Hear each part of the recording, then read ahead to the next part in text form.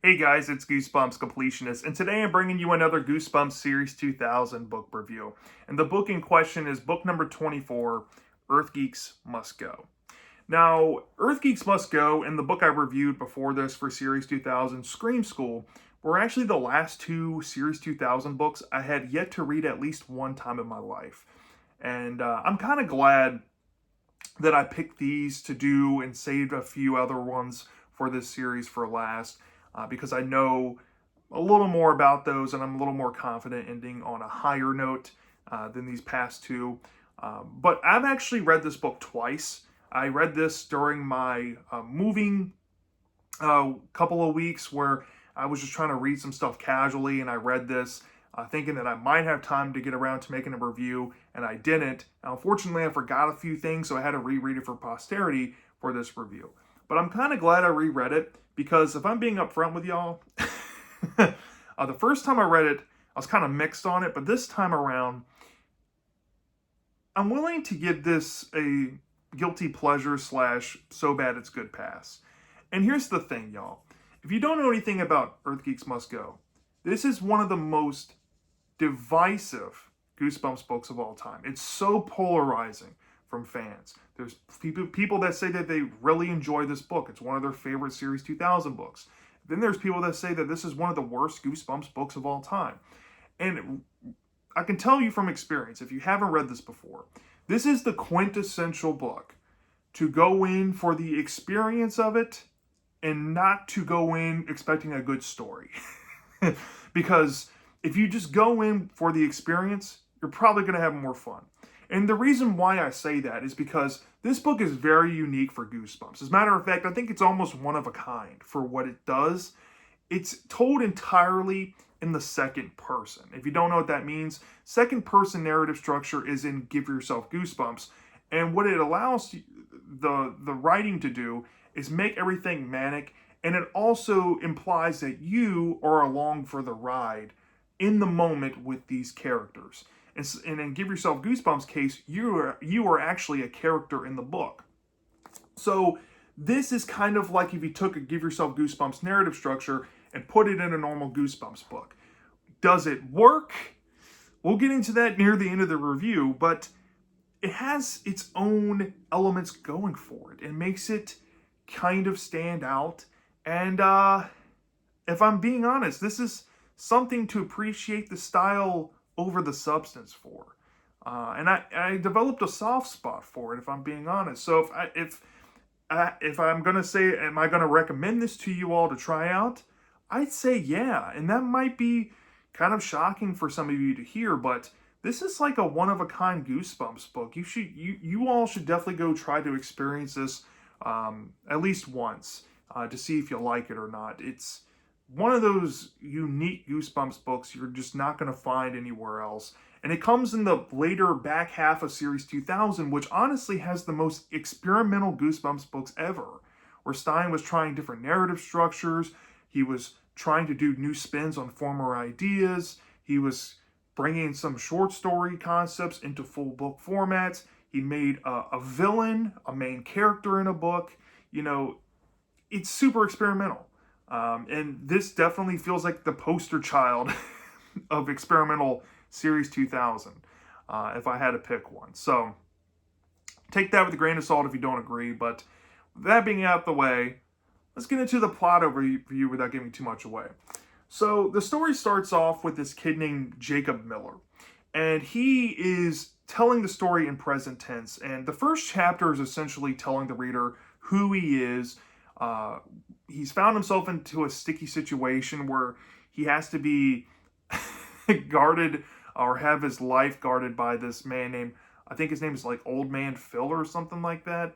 And you're like, okay, what is this about? And then he gets into, for the remainder of the story, kind of in a pseudo flashback, but he's telling you it like he's telling you in person in the, second person narrative of the events happening live and in color. So the story starts off, it's the first day of school, and Jacob is starting the 6th grade. He has a teacher. He's looking forward to having some of his former classmates in his classroom. But when his classmates start coming in, they have this weird lingo where they're kind of speaking some gibberish that he doesn't understand, and all these kids he doesn't recognize from the year before. And he's looking around thinking that, like, what are the chances that he got put into this classroom full of all these kids he doesn't recognize? And it turns out, no, he got put in the right classroom. So now he's trying to make, the best of what he's given. And his teacher asks for a volunteer to come do a math equation.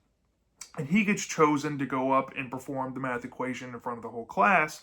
But when he gets up there, the equation is written in a different language. Even like the numbers are a different number symbol that he doesn't recognize. And he's like, this is very odd. And essentially the classmates kind of look at him and they make some comments to him that seem kind of weird. And as he's trying to stew on it, you can tell that he's kind of feeling uneasy. He doesn't really know how to feel about it, especially when they go to their lunch period. And he gets his sandwich for lunch, and he's sitting down at the table, and he's trying to enjoy his sandwich. But all these kids keep looking at him like they're shocked and awed about how he's eating, and they're kind of making comments about it. And when he's looking at these other kids, they're eating in their armpits. Yeah, they have mouth holes in their armpits, and they're eating through them.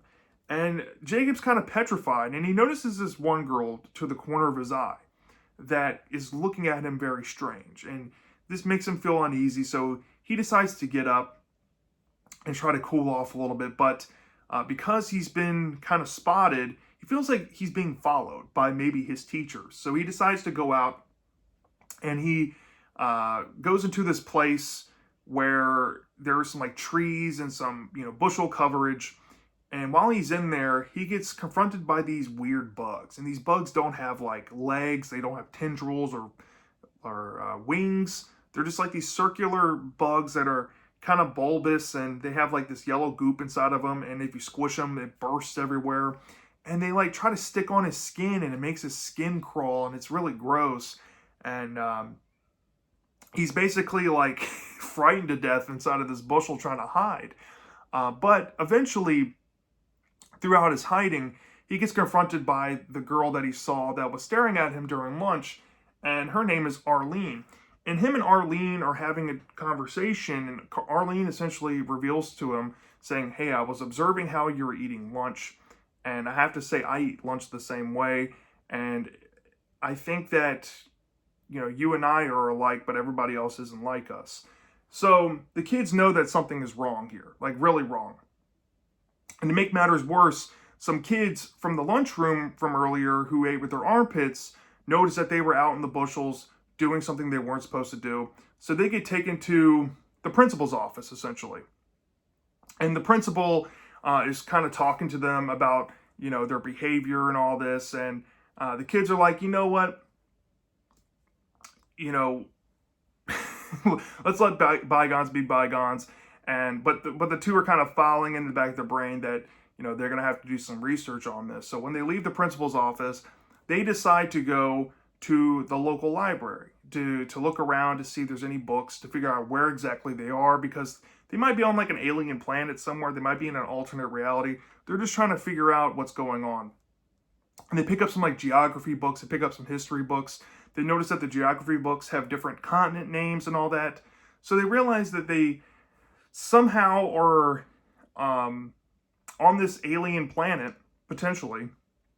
And when they're talking to each other, they realize that they have memory issues. They don't really seem to remember a whole lot. And even though Jacob, there is this thing you have to overlook in this part. Early on, the teacher calls him by his first and last name, but during when he's talking to Arlene in the library, she's like, do you remember your last name? He's like, no. Okay. But Jacob gets his idea saying that he thinks he knows where he lives. So he ends up going to this house where he has a feeling that he lives, and he and Arlene go and kind of explore the house, right? And they come across a television set, and they put it on, and there's like these channels about, there's people fishing, but there's two-headed fish, or there's a game show where people get like shocked with electricity. And this doesn't seem like Earth programming, but they do come across this broadcast saying that the Earth Geeks are here. the planet's been infiltrated, and that the Earth Geeks must go. Like they need to be captured and taken to, I guess, I think they call it the mayor governor, which I guess is supposed to be the president of the people, to be disposed of out of the planet, essentially. So once they learn that, they assume that they must be the Earth Geeks. Then they come across this strange man. And the strange man reveals himself to be their father. And it's recontextualized that Jacob and Arlene are actually brother and sister. And the dad says that he's having memory issues too, but he knows that they're his children, and that they need to hide out because they think that he thinks that they are indeed the Earth Geeks that they're after, and that in order to keep a low profile, they're going to have to go to school and pretend everything is normal. So Jacob and Arlene kind of reluctantly agree with that, and Jacob goes back to school where he's taken gym class that day. He's dropped off in gym class, and they're forced to play a sport, and Arlene's kind of spectating this. And all the kids seem to think that since Jacob and Arlene don't know what sport they're playing, that they must be the Earth Geeks. So they start chanting Earth Geeks to them. And then they're taken back to the principal's office, and the principal gives them an interrogation, like some questions that only the people on this planet would know. And of course they get it wrong. They're kind of exposed to being the Earth Geeks. And he's like, all right, we need to call the authorities and get these kids over to the mayor governor. And when this happens, Jacob and Arlene realize that they need to get out of there. Things are not going to end up in the best way. So they try to go off and hide. And of course, they have some more interactions with these bugs again. And it's really gross. It's like almost... There's one scene involving... they get them like stuck to their skin, and like there's... Arlene's describing that it's like digging into her back. It's absolutely disgusting. And they're kind of waiting on their father. And this is the part of the story that it's very manic, so it's kind of hard to keep up with. So I'm going to keep it very surface level. After hiding, they end up getting captured by the mayor governor's, I guess, army of sorts. And they're taken to the mayor governor. And they're essentially interrogated. You have Jacob, Arlene, and the father there about why they are there. And they said, we don't have any memories. We can't tell you anything. And he's like, all right, well, I'm going to take you to the interrogation chamber. And they're taken into an interrogation chamber. They're hung upside down, where all the blood's rushing to their head. And then they're asked the questions again in the same fashion.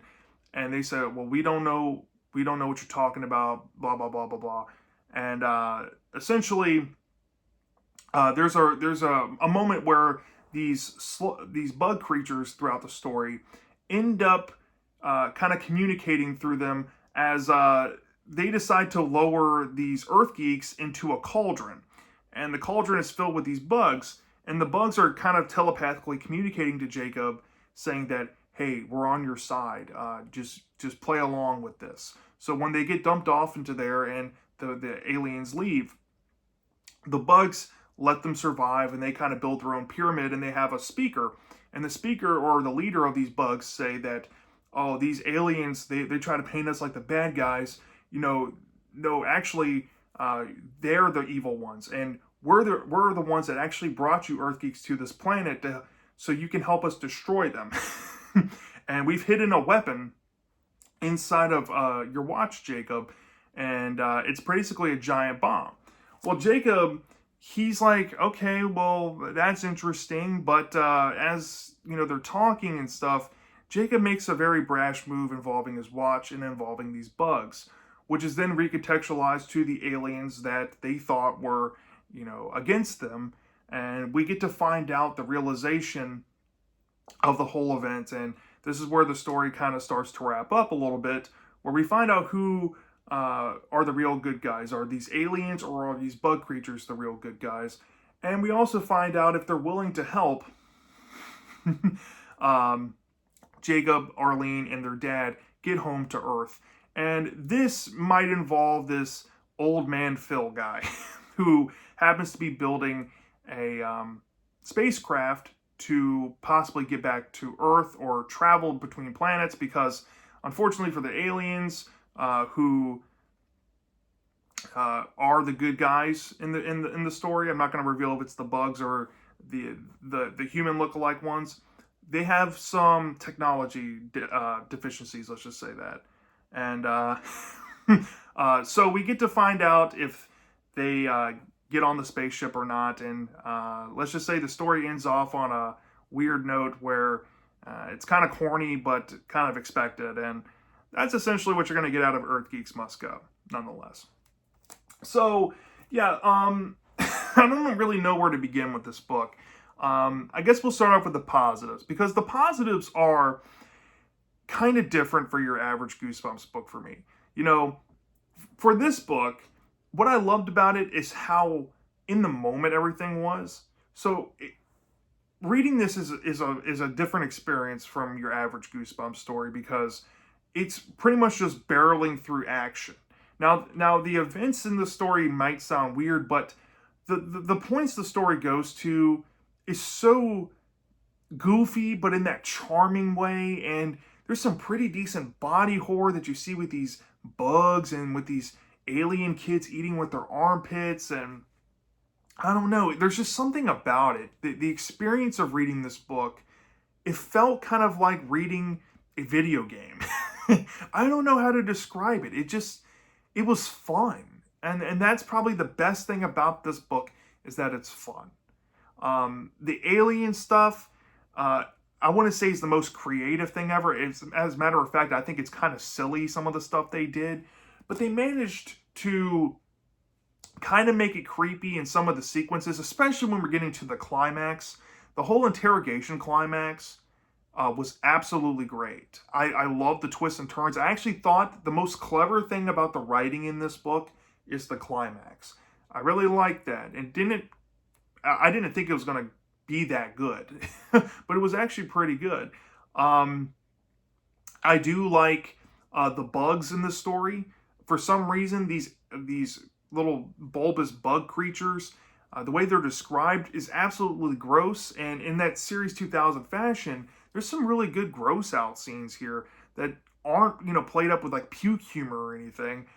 It was pretty fun. And there's something unnerving about Jacob's experience as he's kind of going throughout the story in like a mystery aspect with his sister Arlene and with his dad, trying to figure out who they are and why they are on the planet.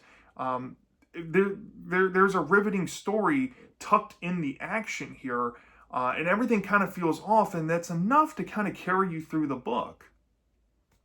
And I like that. I really did. And yeah, those are pretty solid positives. Now, with the negatives, it's kind of weird here. With like the characters, they aren't the greatest things ever, but they're kind of serviceable.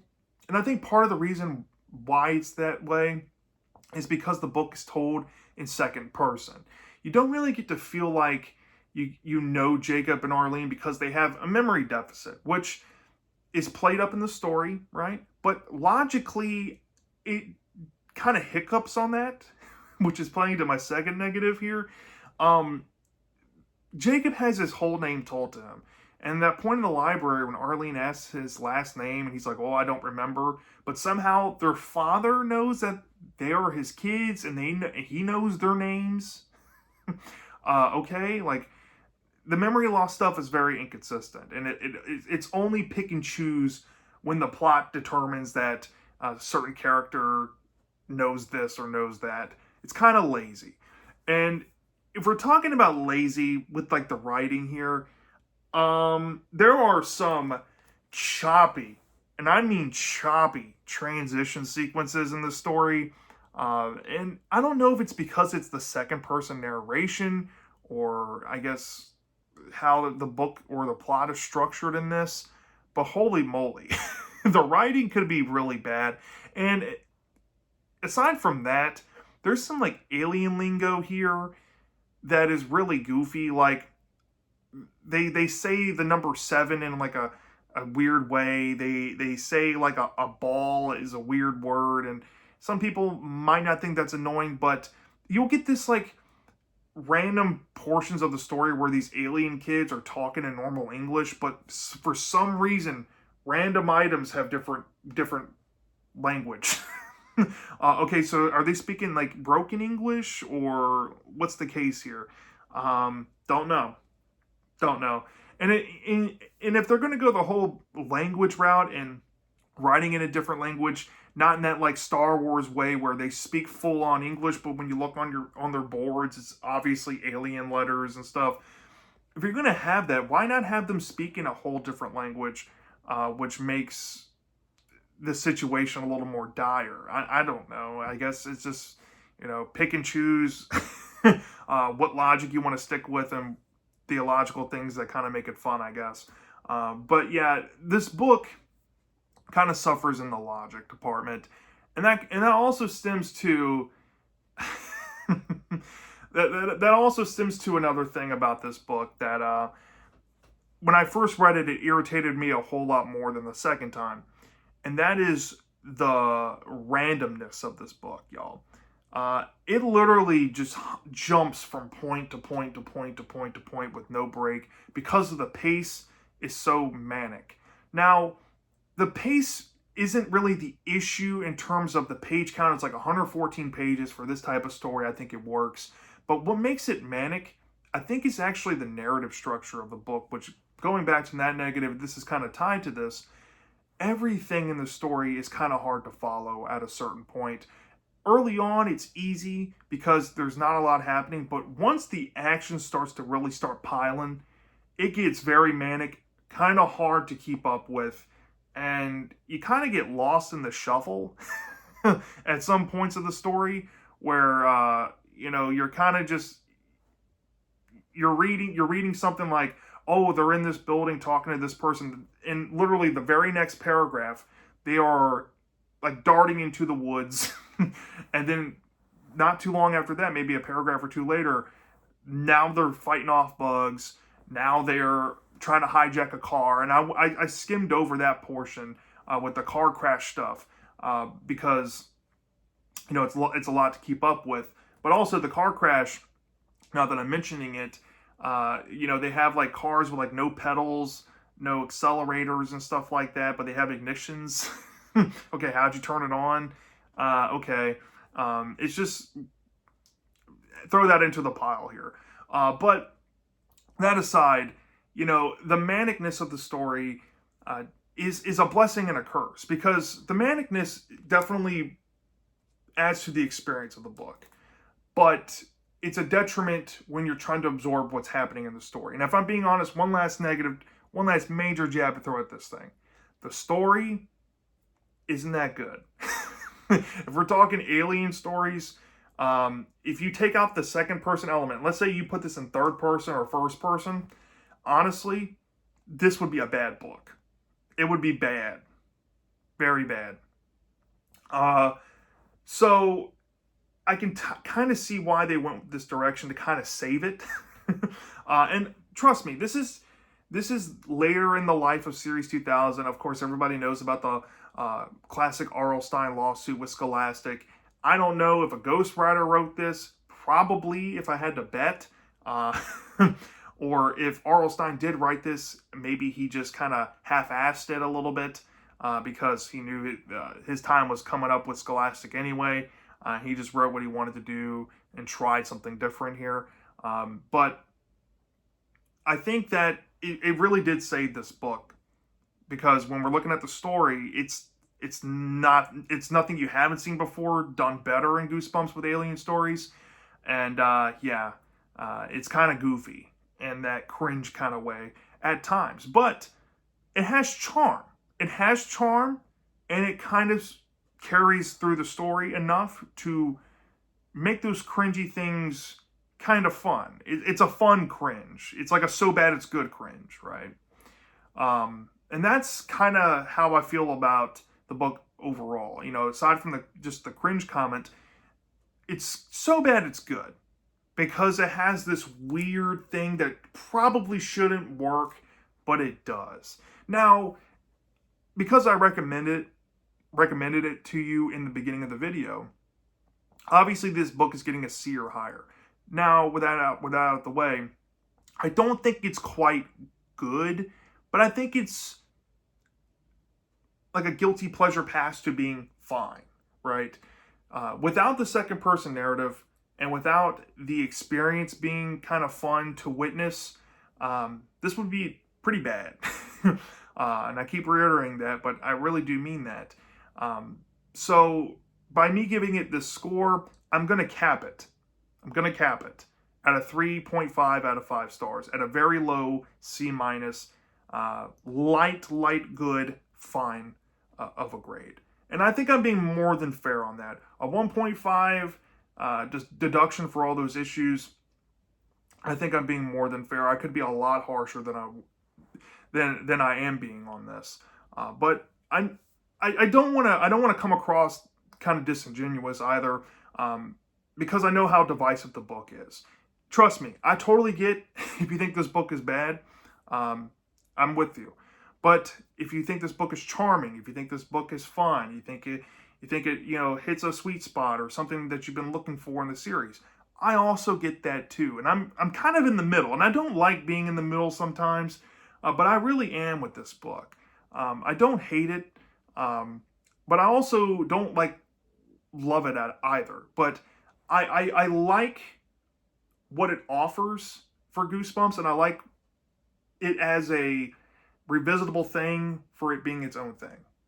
And that's where I'm at with it. So, yeah, that's my thoughts on Earth Geeks Must Go. Let me know down in the comment section if you've read this book before. Do you love this? Do you hate this? I'm dying to know. And I'll see you next time.